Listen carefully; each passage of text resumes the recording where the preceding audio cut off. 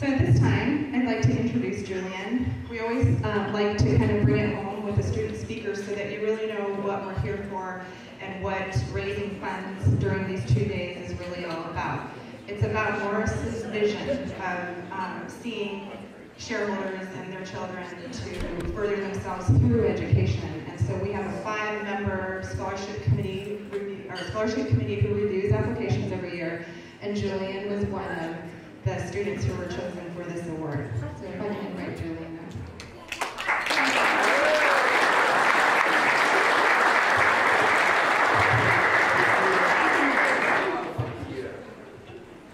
Thank you. My name is Julian Thibideau, and my mom was the late Maxine Thibideau, and my grandparents were Shorty and Ruth Mayo, Shorty Thibideau. And so, you know, today is summer solstice, and it's the longest day of the year. And if anybody was out there on the golf course, or even from the parking lot to the building, you know how hot it was. That sun was blazing. You know, there's a symbolic message behind today being summer solstice. Just like it's the longest day of the year, and every day from now on will get shorter, we will lose daylight.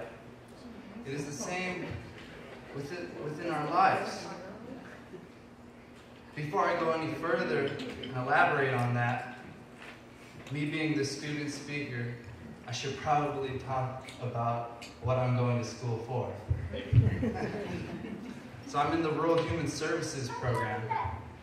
And essentially, that means I'm studying to become a counselor.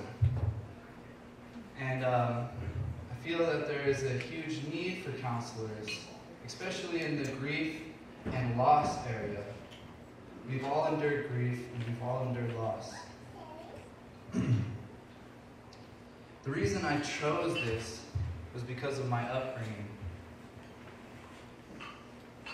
My mom was my only parent.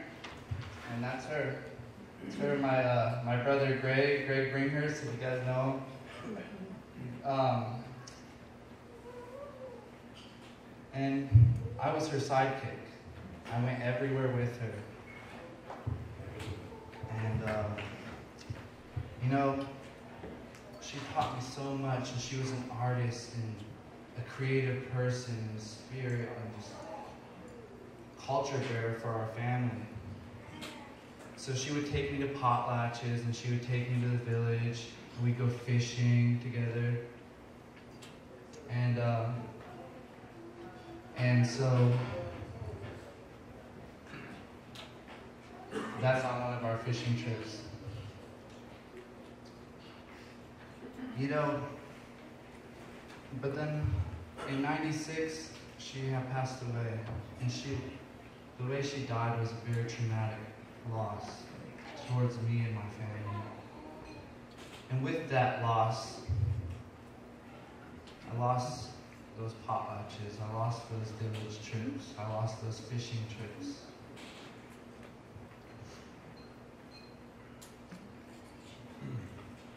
I lost much more than that. I lost my mom.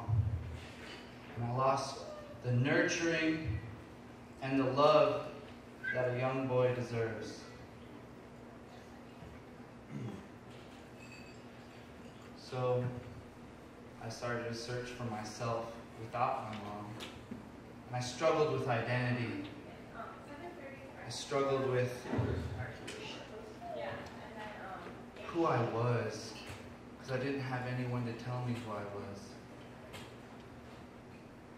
And I looked for belonging in all the wrong places. It's my theory that only hurt people hurt people.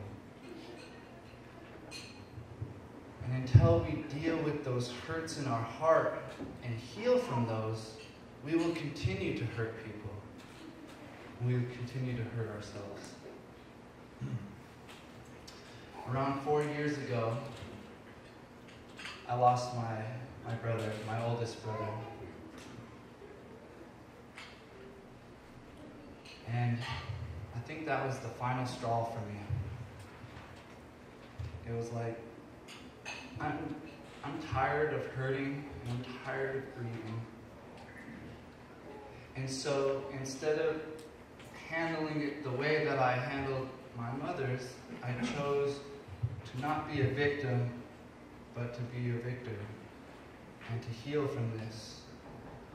I did not want to go down that road again.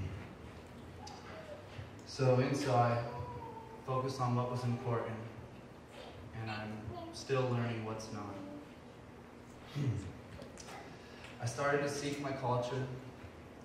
I started to seek a positive identity on who I was. And most importantly, I started to heal those hurts within my heart. My story is mine, but it's not unique.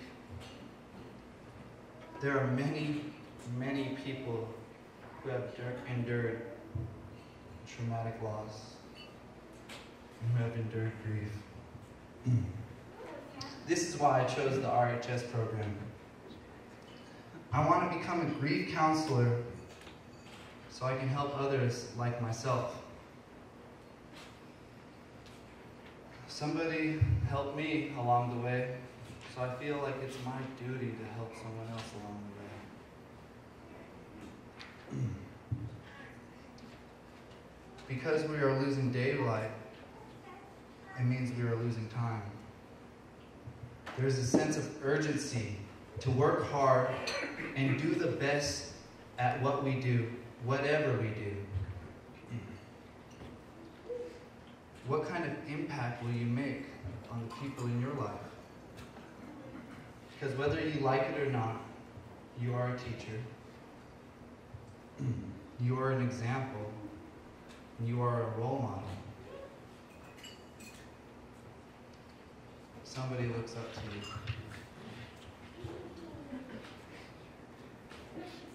You know, whenever I get nervous or I start feeling unconfident in myself, I remind myself that there are great leaders that are standing right behind me, that support me, and that believe in me.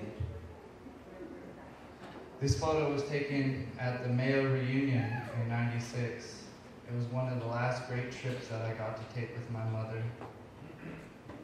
And Thelma, Morris's wife, was my grandma's cousin's daughter. I had to think of the family. So,